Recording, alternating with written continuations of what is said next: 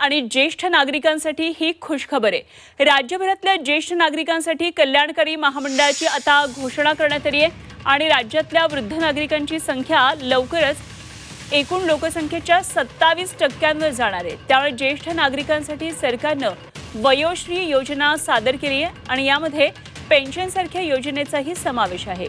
तसंच विविध आजारांच्या लसीकरणाचं धोरण सुद्धा यामध्ये जाहीर करण्यात आलेलं आहे। तर ज्येष्ठ नागरिकांसाठी ही मोठी खुशखबर आहे। राज्यभरातल्या ज्येष्ठ नागरिकांसाठी आता कल्याणकारी महामंडळाची योजना करण्यात आली आहे, ही घोषणा करण्यात आली आहे आणि राज्यातल्या वृद्ध नागरिकांची संख्या लवकरच एकूण लोकसंख्येच्या 27% जाणार आहे। त्यामुळे ज्येष्ठ नागरिकांसाठी सरकारनं वयोश्री ही योजना आता सादर केली आहे आणि यामध्ये पेन्शनसारख्या योजनेचा सुद्धा समावेश आहे आणि विविध आजारांच्या लसीकरणाचं धोरण सुद्धा यामध्ये जाहीर करण्यात आलेलं आहे।